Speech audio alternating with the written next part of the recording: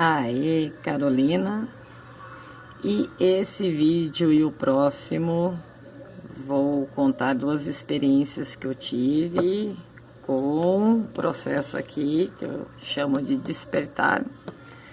É o despertar que todos falam, mas é o despertar da minha experiência, né? Que eu considero que foi um despertar.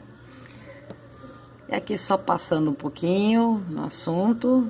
Então a ideia aqui da consciência que dorme, repousa em um corpo e vive o sonho da vida. O que me lembrou esse desenho aqui, um trechinho aqui da música do Raul Seixas. E aqui, vamos dar uma ideinha aqui de despertar.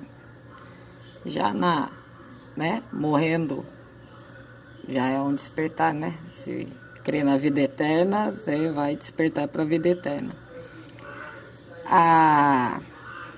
Colocando aqui em morrer, então, e nascer de novo.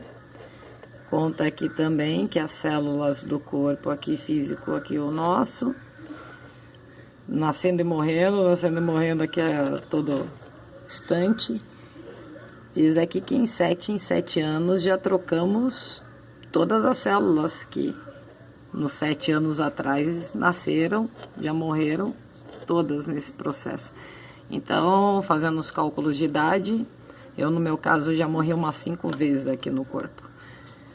Agora, o processo aqui do despertar. Morre o velho para nascer o novo, também consciência, né? Então, morrer para nascer de novo. Então, livrar-se, né, dos conceitos que não nos cabem mais, na hora que morre aquela coisa impregnante, velha, aquela crença limitadas, tudo se expande. E assim morre e nasce de novo, né? Em consciência expandida, isso é ascensionar. Então, morrer em vida, morre-se em vida. Então, é melhor ascensionar do que ter que despertar lá do outro lado, e o processo é mais demorado, diz isso no campo espiritual, que lá o tempo passa diferente. Então, diz que aqui é melhor as experiências. Então, vamos lá para contar a minha primeira experiência, né, que foi fundamental no despertar, e no próximo vídeo a segunda. Então, assim, a primeira experiência que eu tive, que posso chamar de despertar, foi na Seixo Noye. No caso, em 2004, eu entrei numa depressão que acabou o mundo para mim em 3 partes. E fiquei 5 anos na depressão, uma coisa assim terrível, que eu não sentia nem meu corpo, eu via tudo em nuvens, assim, tudo nebuloso, parecia tudo um sonho. E não eram alucinógenos, porque quando me bateu a depressão, eu parei de usar as coisas, porque eu não queria alterar minha consciência, que já estava pesada, né? Então, no 4º ano, eu tinha muita vontade de ir na Seixo Noye, só que no 4º ano não deu, porque o Corinthians estava indo para Libertadores, né? E daí eu tinha que assistir os jogos. Mas aí veio o Tolima e a gente perdeu, e aí eu falei, agora tem espaço nas minhas quartas-feiras para ir na Seixo Noye. Então, isso eu estava em outra cidade até assistindo o jogo com uma prima minha, deu muita risada. Mas daí, quando eu voltei para minha cidade, aí na primeira quarta-feira, diante desse estado, eu fui na Seixo Noye, e no primeiro dia, né, que eu estava lá, eu sentia 2 vozes falando comigo. Nesses 5 anos aí que é da depressão, apareceu vozes falando comigo.